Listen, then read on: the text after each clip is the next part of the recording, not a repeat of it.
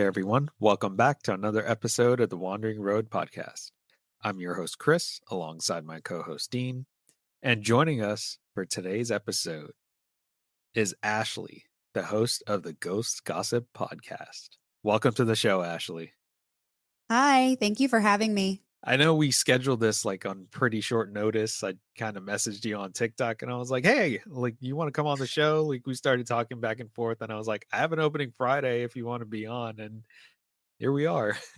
Here we are. I'm so glad it all worked out, and I'm so happy to be here. I'm so excited for this one because I actually went over some of your TikTok videos, and it seems like you have quite a bit of experience in terms of like personal stories and people you've talked to and stuff like that. And this is kind of the question that we ask all of the people we interview, especially ones who have their own shows and whatnot and their own media presence. Take us back to the beginning. Like, when was your earliest paranormal experience?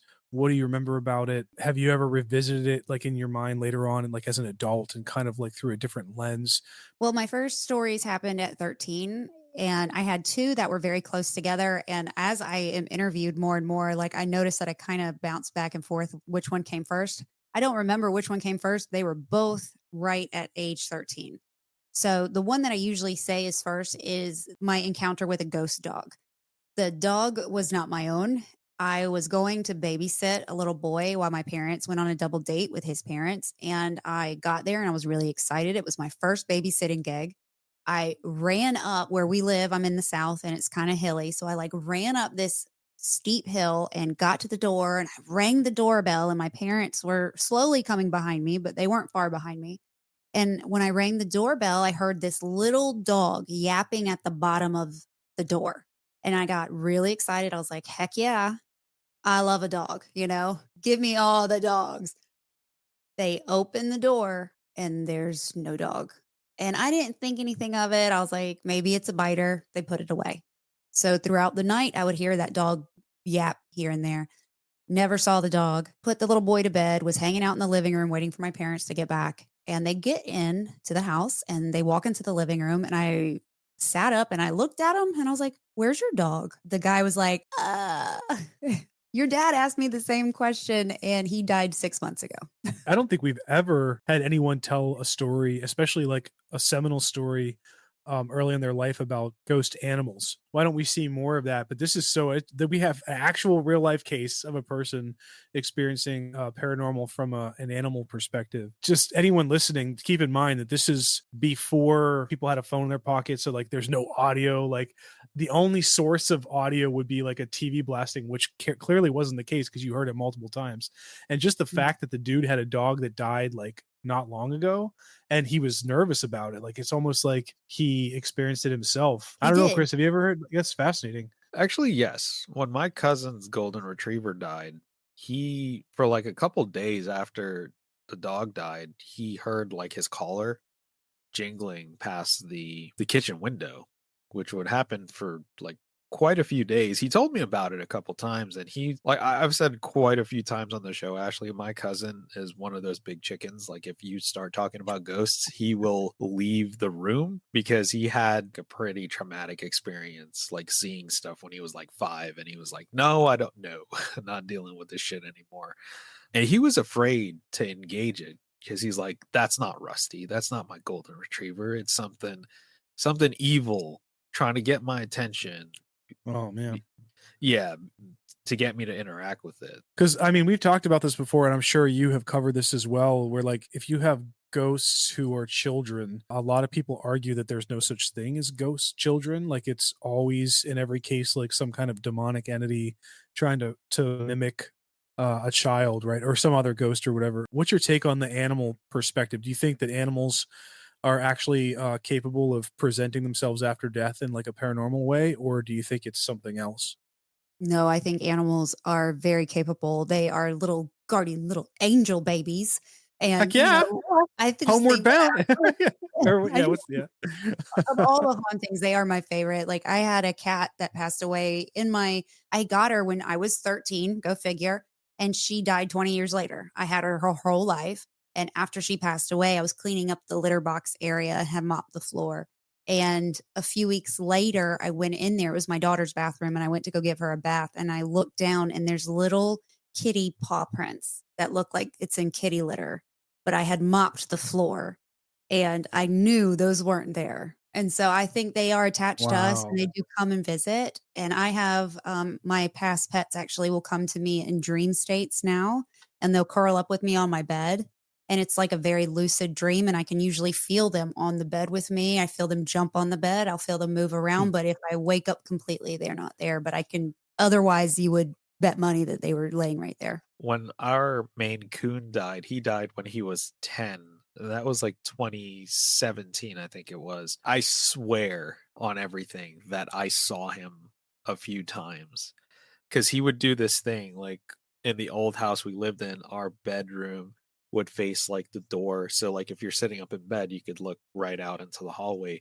He did this thing where he would, like, peek his head around the corner, and there were a few times where I'm like, "I saw his big fluffy white head peek around the corner. He's here or he's visiting or something."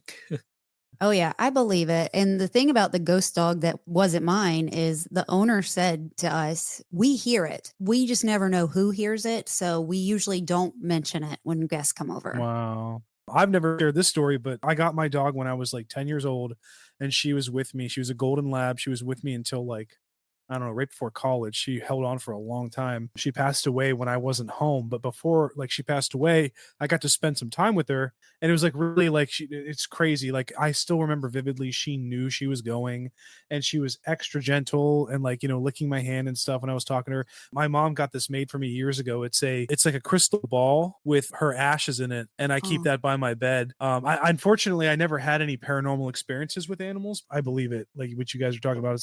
It's really emotional. So that's a great start to the show, I think. See, this is a great start to the episode because when people come on, they're like 9 times out of 10, it's like, "Yeah, I had this, like, black spirit, like, punch me in the face while I was sleeping." It was just Yeah, something like terrible like, stories. something terrible, just like, Yeah. yeah, like, I got scratched. It's crazy.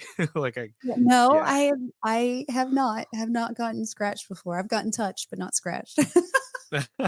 Nice.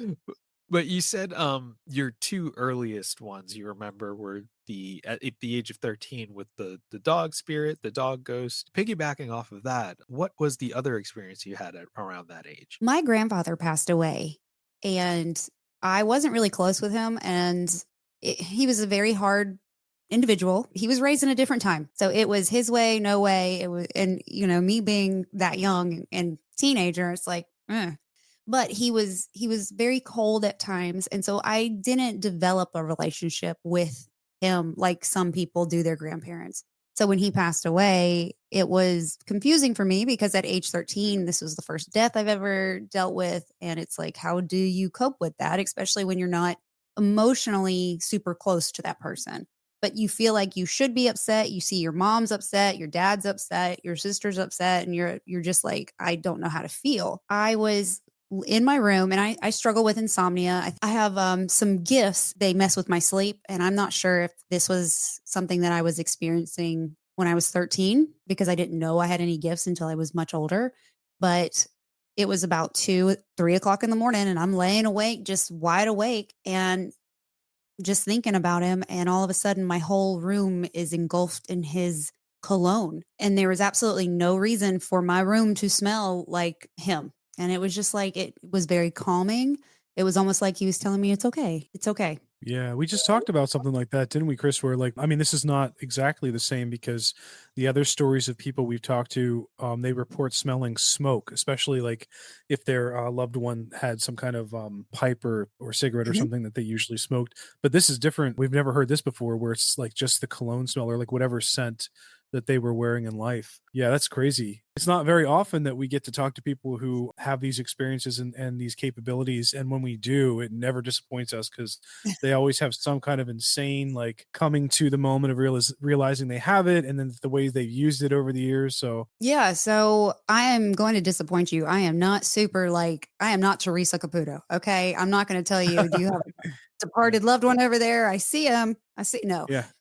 So The I cards don't lie. I know.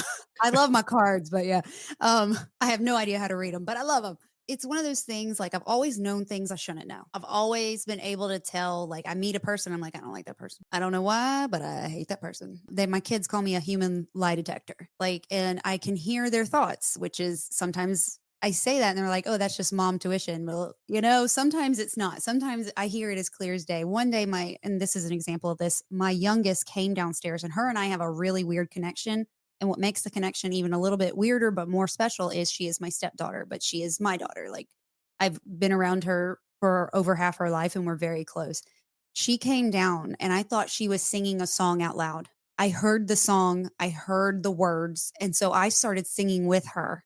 And she stops dead in her tracks and looks up at me because I wasn't looking at her. I was looking at the TV when she came into the living room. And she goes, I was just singing that in my head. And I went, you weren't singing that out loud? And she's like, "No." And I'm like, I looked at my husband and he goes, Wow. I've heard stories like that and I've experienced it myself a little bit. If you were to psychoanalyze that ability to read other people's thoughts and you even have experiences where, you have tangible evidence that you were doing something not normal. Have you ever like thought to yourself, what is it literally the wiring in you, or is there kind of a spiritual aspect that something is kind of guiding or helping you? Like what's your take on that level of awareness? I think it's spiritual. I think it's being open. I think everybody has the ability to do certain things. It's whether or not you're open to it. I know that when I was younger, I closed myself off for a really long time. And it wasn't until I went through some traumatic events that I had to kind of force myself to open back up and feel and heal and do all those things. And when I started opening myself up again, it started coming in. And when I started calling out to my ancestors, when I started working on my spiritual beliefs, it started really getting more and more. I think we all have some kind of abilities. The brain is such a powerful tool and everything is energy and everything is frequency. And it's just being able to know, and I don't know how to do it. Don't even listen to me. Sometimes it just happens, and I'm like, oh God, what just happened? Think if you are open minded and you work on it and you learn how to tap into those frequencies, that sometimes you can do it. I think it's spiritual, but I also think it's just the brain. The brain is amazing. And I wanted to go back to something that you said, Ashley. I have this thing as well in which you walk into a room and it's like, I don't like you. There's something about you. I get that a lot. He tells that to me all And the time. yes, yes, I do. There's something about you. I don't There's know. something about you. He needs me though. He needs me. He needs me for the show. But he abuses me offline, people. He's this huge asshole. He rubs in my face that he lives in Hawaii all the time, and I'm stuck in Western Pennsylvania. He's like, "Oh, is it Dude, snowing? Oh, I got coconuts over here, dude." dude, I told you if we could figure out to make a lot of money off this show, I will buy you a house and fly out here. We'll shoot all our episodes in Hawaii. We'll Yeah, bring that would guests be out. fun. Yep, we're doing Nice. that. Yeah, Manifest it. Everybody's capable of manifesting. Let's do it. yeah, you're $5 million man, dude. You just Yeah, gotta keep 5 million for me, manifesting it. 5 million for you, 5 million for you. Manifest. Let's go.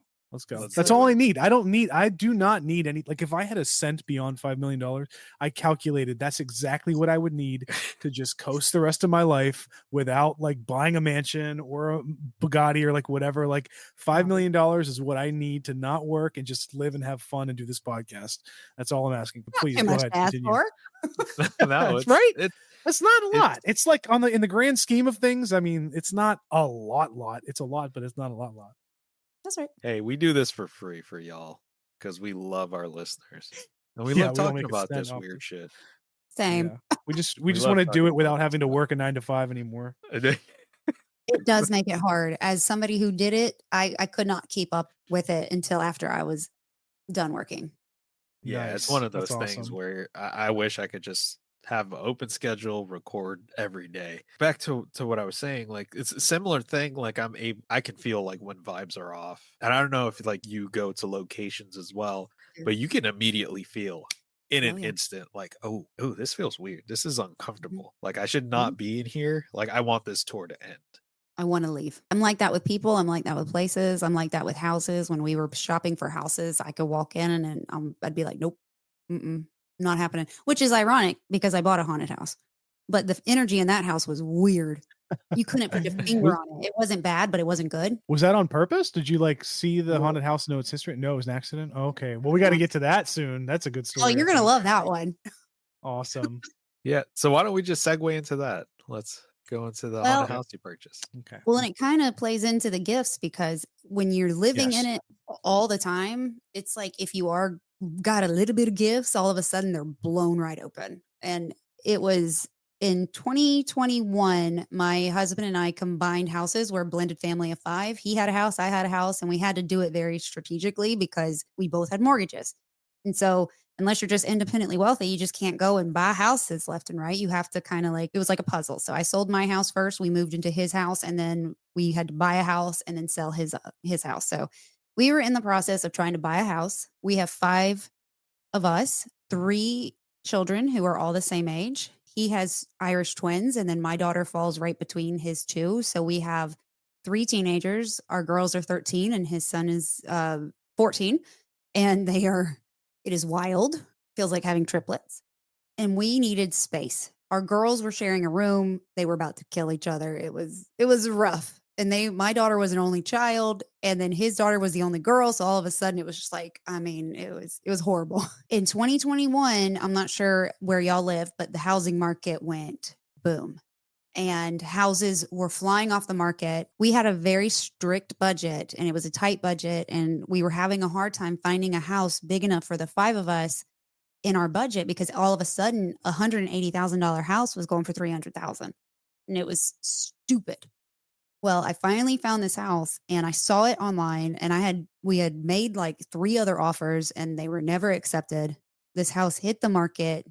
I go there, my husband shows up, our realtor shows up, and we walk through and it's the weirdest house. And there was no rhyme or reason. It was filled with mirrors. It was 3 stories, basement, first floor, second floor, and it was the most convoluted floor plan. But I was like, this can work for us. I can make this work. And we were like, this house is a maze. This feels but it was perfect. It was what we needed. So we put an offer on it. I was in court the next day. I get a text from my realtor, but I'm in criminal court. So I couldn't be like, hey, what's up? So I had to wait until I got out of court. And she's like, they accepted your offer. And I was like, oh my gosh.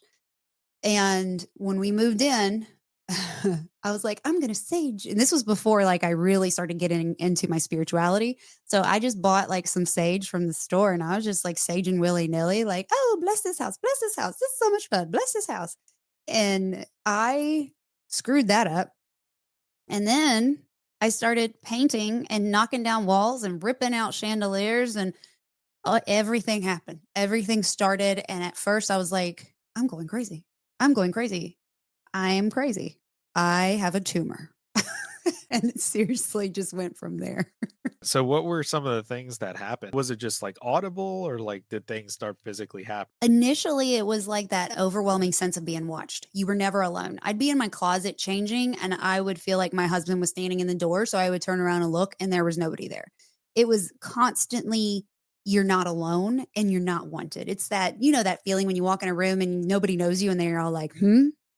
And the energy shifts because everybody's like, who is this person? That's how the house was at all the time, like all the time. The house felt alive. It was weird.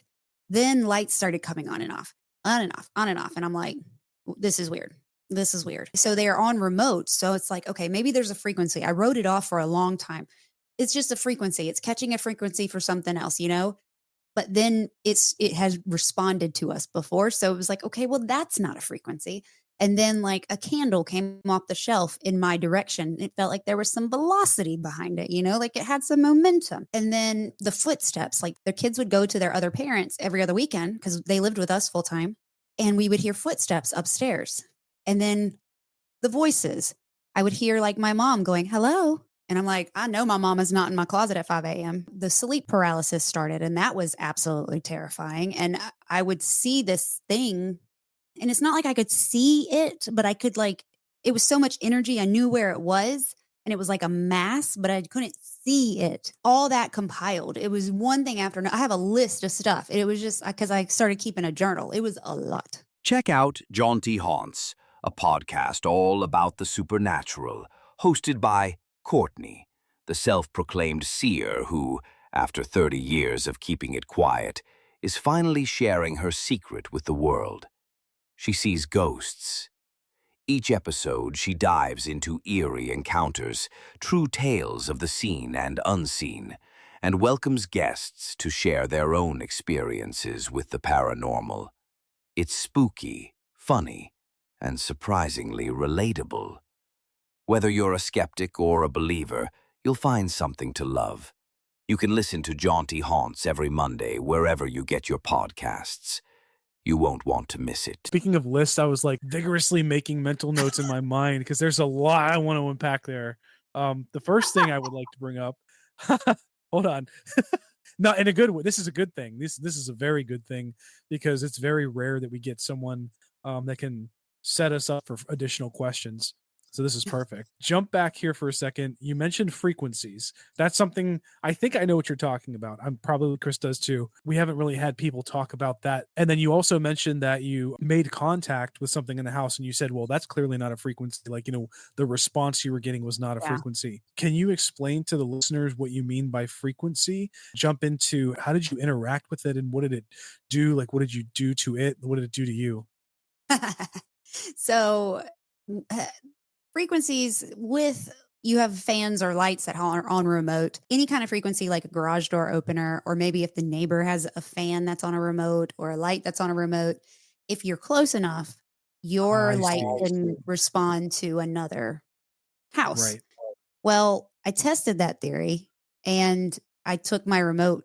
We lived there for 2.5 years and this was constant. Like, and it was like, my husband was like, it's just on somebody else's frequency, Ashley. It's fine. And my husband was a giant skeptic, which I get. Yeah. He's very scientific brained. I am very spiritual. So I get, you know, not everything's paranormal and it's not. So he constantly was like, it's just a garage door opener. It's just somebody else's remote. It's just anything else that has set that frequency and the fan or the light caught it. But then we had a motion light in the closet that was coming on and off, and that doesn't run on frequency. And so his explanation for that was that's just a bug. And I'm like, that's a giant bug. Okay. Because I would go in there, I'm 5'4, he's 6'2. He would have to enter the closet for it to come on. And I would have to like jump up and wave my hands to get it to come on. So I'm like, if there is a bug in the closet, that is giant, giant. How we interacted with it. So my husband, the first time that he had an experience, it was probably about a year into the house. He was, a little bit more open minded because everything that was happening was compiling on top of everything else that was happening. And he was studying for a test late at night. It was 11, 12 o'clock at night. Our kids were with their other parents. I was in bed because I'm old. I like to sleep. And he's sitting in the living room working on his computer and the light comes on. And I had told him if something happens, talk to it just like it's a person. So he goes, thanks for turning the light on, but I don't need it on. Can you turn it off? And so he starts working again and the light goes off. And he's like, it's time for bed. Yeah, I wouldn't blame him. Yeah. I would not blame him because the next thing I want to ask you, you experienced something that I experienced as well with the voices. Ah. What was the freak? Was it just your mom's voice it mimicked, Yep. or if Mm-mm. you mind sharing a couple of those experiences? I've heard my mom, I've heard my daughter, I've heard my other daughter, and I've heard somebody I don't know. In my other house before this, when I was going through my divorce and I was a single mom, this was weird. The random side road here. This is before I really was into the paranormal. I had had many experiences at this point, but I didn't know I was gifted. I didn't know anything like that. And I heard somebody say, Ashley. And it was as clear as day. And my dogs heard it because they jumped off my bed and went and looked for the voice, but there was nobody there. And so I don't know whose voice that was, but it was as clear as day. But yeah, I've heard both my daughters, and I've heard my mom. Did you acknowledge the voices at all, or did you just like not? Nope. I just pretend that wasn't there. I'm like, I know what mimics are. I don't think so. Yeah, same thing. Same thing for me. Living in that house, these things start happening, there are other things going on, life goes on as well, then you have this stuff to compound on it. I'm assuming you moved out, or do you still live in? No, we moved. We did not move because it was haunted. We moved for school reasons. We had to get this our kids on a school bus, and where we lived, they were going to the same school they go now, but they couldn't ride the school bus, and we needed I was at the time in Anderson in court with my judge, and there were times, criminal court, they don't care if the bus is not working or the babysitter calls out. Like, I can't just up and leave. So I needed them to be able to get home if my husband was on the road and I was in court. So we sold the house and we moved into the school district that they go to. And I love the house. I miss the house. The house was amazing. Like I said, it was alive. It felt like it was its own person. And it Mhm. was just like a little grumpy old man, but it grew on us. All of us had experiences. All of us got used to it. But I love my new house, and that house I never felt welcome in. This house is home. With you not feeling welcome in that home, with adults, like, we can spook and then it's like, well, I got shit to do. Like, I gotta go to Yep. work. I got tests and stuff. Did your kids ever tell you like, I don't like it here or Yeah, anything of yeah. like that sort? So my youngest saw him. So the guy that died in the house, he was the homeowner. He died in the kitchen, and he was not a great guy in life. And so in death, he was a crotchety old man. He was a bastard. He was a son of a bitch, all the things. Well, my daughter was having a hard time adjusting to the new house because the house that we moved into, her dad's home, that was where him and her mom lived. And so now we had moved out of that house. She was having some emotional reactions to it, just that feeling of losing her mom all over again. That's how she kind of felt. Like that house, selling that house, she was losing her mom. And so she kind of got aggressive when we moved into this other house, and she was like putting her hands on the other two, and we were like, this is weird. Well, then one day she came downstairs and she looked haggard. Like, and I hate to say that about my daughter, but she looked like she hadn't slept in years. And I'm like, what is going on? And she's like, you're not going to believe me. And I was like, try me. I didn't talk about this stuff with them at the time because I didn't want to scare them. They were younger. They were like 9, 10, 11. She said, Ashley, I've been having this nightmare, but it's really real. I've been seeing a man in the corner of the loft, and he's been getting closer. And last night he was in my room and he was reaching for me. And I was like, oh, shit. Okay. So she saw him because I knew he was there. At this point, it had been months, and I had been dealing with the lights coming on and off and feeling funny and just like always just like the energy was yuck. And so when she's like, I'm seeing this person, I'm like, oh my gosh, okay, we need to do something. And so I called one of my girlfriends who's a little witchy, and I was like, I need help cleansing the house. And so she's like, have you saged before? And I was like, well, yeah.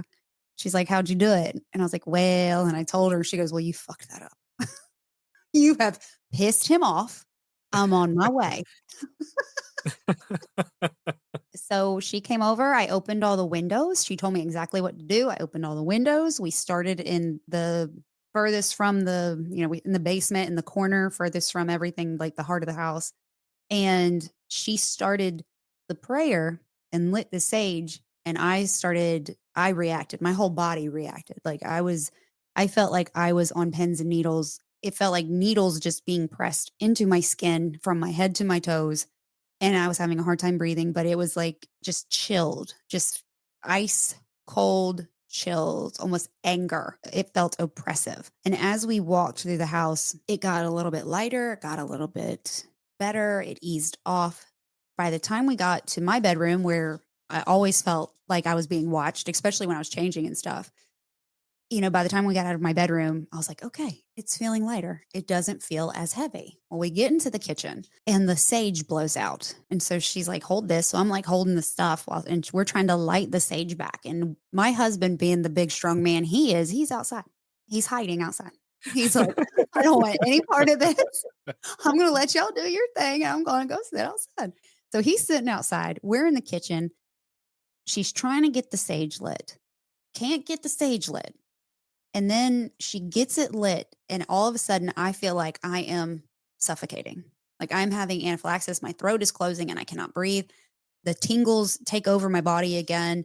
I was hurting, and I was just like, I can't. I was like choking. I can't breathe. And she goes, "You have to keep going." And I was just like, I mean, petrified. Like, she's like dead staring at me. You have to keep going. The moment she's able to get the sage lit again, the smoke detector in his old bedroom goes off. We were both standing under a smoke detector. I'm not sure if you've ever saged at a house. It's not like it smokes it out. No. And so the fact that this smoke, it had gone out, we got it relit, and then the smoke detector on the second floor goes off. We were like, holy shit. And then I was able to breathe again. We finished saging and it got better, but he didn't go anywhere. He never left. He never left. He got a little bit nicer. Well, maybe a And little. then the other thing I wanted to touch on about that house, you mentioned briefly experiencing sleep paralysis. What was that like for you? Did it happen frequently? Was it a random occurrence? And you said you kind of tried to see, like you kind of saw something, but really Mhm. didn't. Yeah. If you don't mind going into that. So my sleep paralysis story is probably the scaredest I've ever been in the house. And I don't get scared of spirit easily just because I just kind of take it as they just are people. They're just not in this form anymore. You know, we just don't see them in the body. There's just a soul, it's a spirit, you know, so I just talk to them when they're around. But this was terrifying. I never had sleep paralysis. I've been an insomniac for the greater part of 14 years. And I struggled with sleep as a child. But the insomnia started when I was pregnant with my daughter. And I've never, since she was born, I have not been able to sleep on my own. And when I do sleep, it's really weird. It's really inconsistent. It's really not healthy. You know, we need sleep. Sleep is very important. Okay. Well, we moved into this house and I had like 4 things of sleep paralysis, 4 times. The first time felt like a movie. It's like I was watching a movie. And of all the people, Sam and Colby were there, and I'm not sure if you know who they are. They're YouTuber paranormal investigators. Yep. Yeah. Well, they were in my house in my dream, and they were investigating my daughter's room, which was his old bedroom. And my daughter's room had like this itty bitty, like small closet door that was an attic space, you know? And so Yep. we were looking in the attic space. And I remember it was Sam and Colby, and they were in the attic space. And I was like looking in, and it's like I could sense this dark figure. And it felt like he was targeting my daughter. And so, me being me, I was like, hey, if you want to deal with somebody, you want to go through somebody, you got to come through me. You got to deal with me. When I said that in my dream, it's like I was sucked through the air, and it's like I could see the whole house rush by me. And then I was back in my body, my eyes opened, and I was frozen, and I was looking up at the ceiling, and it's like I could see there was nothing there. You know, I know people see black shadows, they see Hat Man, they see the hag, they see things. I don't see anything, but yet I see something. It's this massive energy, and it's heavy, and it's like looming over my bed, and it's looking down at me, and all I've never had any experience with that before, and all I could think of is pray. Say the Our Father, pray. So I tried to start saying the Our Father, and then I forget all the words. I am also a Catholic. I was raised saying the Our Father, and all of a sudden, I'm 37 years old and no words. I said Our Father, and that's all that would come to me. And that scared me because it's like, why can't I remember the words? So Right. I'm having like a crisis, and my husband's snoring over here, just living his best life. And I'm like, yeah, I'm like, You wake up and like, you idiot, just hit him. oh, your I fault. do. What's funny is as the times that have gone on, he's the one that got me out of it a few times, but that time he was snoozing peacefully, living like just sleeping so well. I wish I could sleep like him sometimes. And I finally was able to remember the words. And when I said amen, my eyes closed. I went right back to sleep. And when I woke up the next day, I was like, what the hell was that? And I was like, I had to Google it because I didn't know what happened. And then it happened again. The second time it happened was not as cinematic. It was just that I was sleeping and I woke up and I was paralyzed. I said the Our Father. Went right back to bed. The third time it happened, I'm not sure if I was screaming. I'm not sure if I was whimpering, but my husband was like hand on me, and he's like, it's going to be okay. And that put me right back out. And then the last time is my favorite time because he had heard me and he kind of nudged me, and I went, not right now. and I went back to sleep. Did you remember saying that, or did he tell you that the next day No, I that you said remember that? it. Yeah, Okay. because 'cause you're awake. You're awake when it happens, like, Yeah. you're Right, frozen. right. Not right now. That was Yeah. my favorite, At and he least it never got said lighter. it did. That first time was terrifying, but that last time was comical, like and then I never had it again. I haven't had it since. I've never had it outside of this house. I've had instances where so I will tell you, because he wouldn't leave, I gave him his own room in the house. The house was huge. It was 5,500 square feet. So the room that my daughter saw him in, I gave him that room because I found out from talking to some of the neighbors that I'm pretty sure that was where he kind of hung out and drank. And it was maybe like a makeshift bar. And so we had a bed in there, and I was like, okay, listen, this is your room. This is where you can stay. Stop messing with me. Stop messing with my kids. Stop messing with all of us. Stop messing with the lights. You're not going to pay bills. Stop it. And you can stay in this room. And so that just happened to be our guest room too.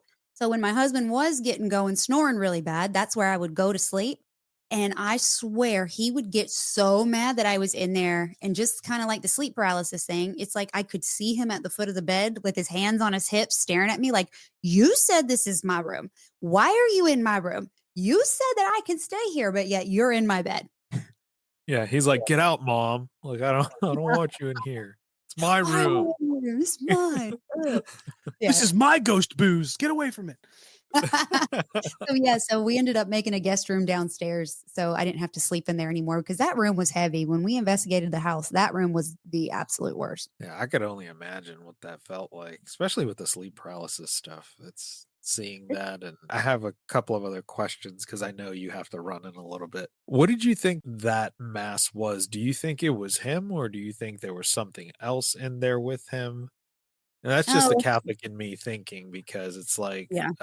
regular people, spirits don't do that shit. Right. I don't know. I kinda wrote it off as him for I like to blame everything on him, really, like, if anything kinda happens, even in this house, if I get something weird that happens in this house, I'm like, "Wayne, go back home." Because it hasn't happened since, and it only seemed to happen there, and it only was happening when him and I were kinda going at it, and I was trying to get rid of him out of the house, and then by the time I kinda accepted him, it stopped. I don't know. Now, I worried that it was some kind of darker entity or not so much a demon because I don't think everything's demonic, but some kind of maybe a negative manifestation from the feelings in the house and some other things, but I really don't know. I just blame it on him. It could be him. And I did see him once, and he presented as a black mass, like a physical black shadow in my recording studio in the other house. But that was me being wide awake and I saw him move and it was like, okay, that was weird. There's sometimes like spirits that are angry, they can manifest enough power because you're talking about 3 little like, what was this? You said 3 kids or 5? I think it No, was God, no. It's 3 kids. There's 3 5 of victims. There's us. 5 of you. So Yeah, 3 total. kids running around in that house, and they're in adolescence, they're getting close to their teen years, like, there's a lot Mhm. of energy going on that they could feed off of, so I'm not He surprised. hated kids too, Yeah, right. So that even compounds on it.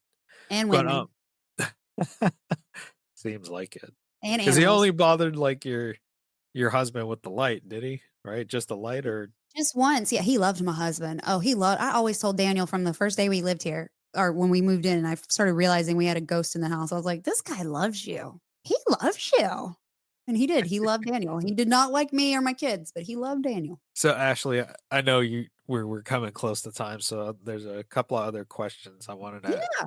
ask you, and I would love to have you back on to have a further in-depth conversation if you're Oh, willing. absolutely. And I got a little bit more time. Y'all are good.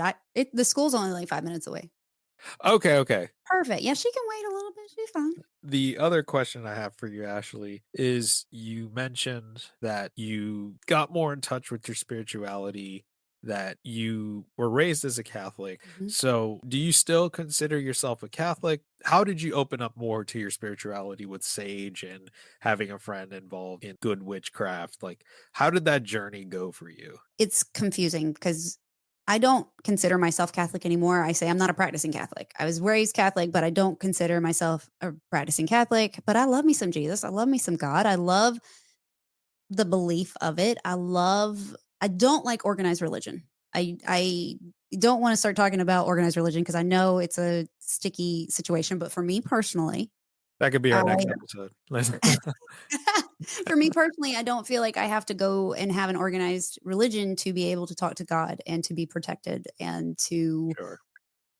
yeah, so when I started having I was told by a psychic in 2022 that I was gifted, and I was like, "Sure, okay," but I started thinking about it because I would know things that I wasn't supposed to. I would have premonitions. I would be able to hear things that I shouldn't, and I could see things almost in my mind. It wouldn't be in front of me, but I would see it in my head, and I didn't understand it.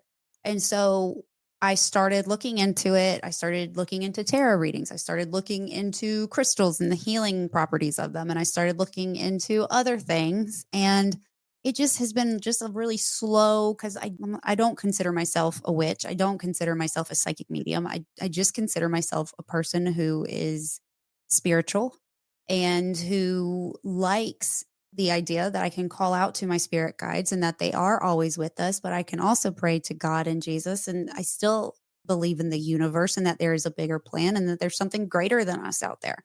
So it's confusing and not everybody agrees with it. And that's okay. I don't need everybody's approval because I don't pay my bills. Chuck it over to Dean. You've been quiet for a little bit, man. That's kind of right up your alley. Yeah, I know the same experience too. I grew up Roman Catholic, and I leaned into my Christianity really heavily for a while because yeah, this is going to sound bad, and I don't mean it in a bad way. It's just the best way I can say it right now because my brain is. I also have insomnia, and my brain is frazzled from not sleeping last Mm. night. When I was growing up, I would say there was a level of ignorance. And again, that sounds bad, but I don't mean in a bad way. Like I'm not saying people are dumb if they're ignorant. I'm just saying ignorance to me just means a lack of wider knowledge and awareness.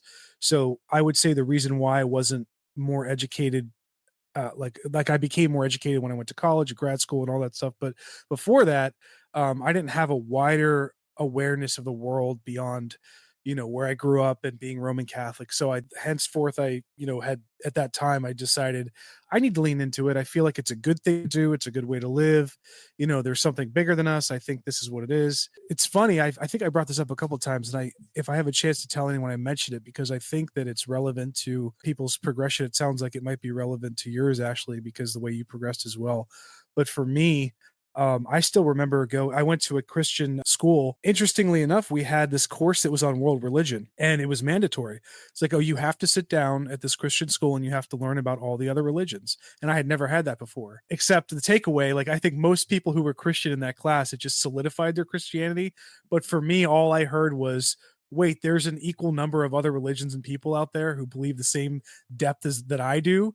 And then I started questioning, like, well, what makes mine more relevant and accurate than theirs? And what if their reality is more real than my reality, or what if multiple realities are real? So I started struggling with that, and then I finally was just like, you know what, like, there's life is just too broad, there's just too much out there. So I think I'm definitely in your camp, Ashley, where it's just like I believe there's something more, but I don't need that organized show up to church every Sunday to go through the motions sort of thing. But anyway, so that was kind of a tangent.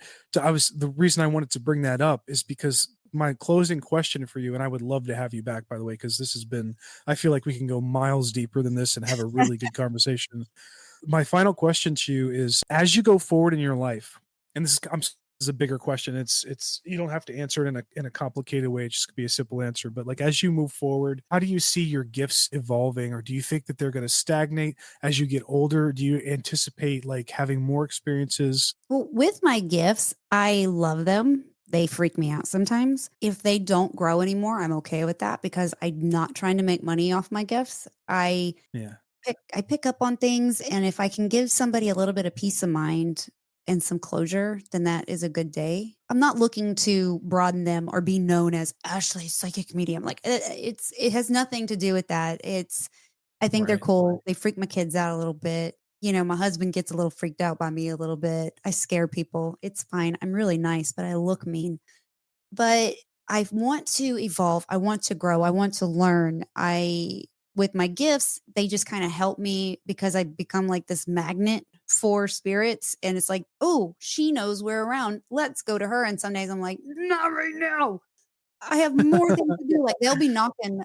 I'll be on a recording and they'll be knocking all in my studio. You'll hear the taps on the walls, and not all of them are paranormal, but some of them are almost responsive. And so it's like, Wow. I can stop getting my attention. I cannot talk right now.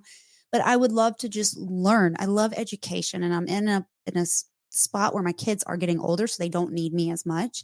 And I do have the time to invest, to learn, to grow. And I love visiting places. I learn, so what the podcast is, a lot of it is me learning about the history of haunted places and going through the history and talking about how that history has caused it to probably maybe be haunted. And then I tell about some ghost stories and stuff like that. So I don't want to be the status quo. I don't want to be stagnant. I want to continue to learn and grow. I want to meet people in the community because it makes me feel way less crazy, because there have been times, like, honestly, I went and got my head scanned because I was like, I have a tumor and I'm dying. And it's I don't. But Yeah. when you're experiencing and you're living it, sometimes you feel crazy. And so this community has helped me feel less crazy, and like, it's okay that I Nice. experience these things, like, and it's Right. it's comforting. So I definitely want to grow and meet people and learn. Like, I'm not trying to get famous. I don't care about that. I don't want to, just want to keep going and see where it takes me. And I Yeah. really want to go to a Paracon. Yeah, yeah, Yeah, we us do too. too. Oh We my do too. god. Yeah, Like, this but is why we do this actually, because, like, talking to people like you, and it's like we have similar experiences, and we say this from time to time just to remind people, like, this is why we do this. Like, if we ever become successful off of this, that's great. Like, that will allow us to expand and, like, whatever, but, like, we started this, or Chris started this, brought me on, and we, like, yeah, had, we really just wanted to. me, Yeah, I and know. Don't worry, you'll get your goddamn credit. I'm sorry, yeah. if I don't give him the preliminary host credit, he gives me shit later. So I've learned to be a good dog and correct myself. Even though I bring most of the energy to the show. No, I didn't say that.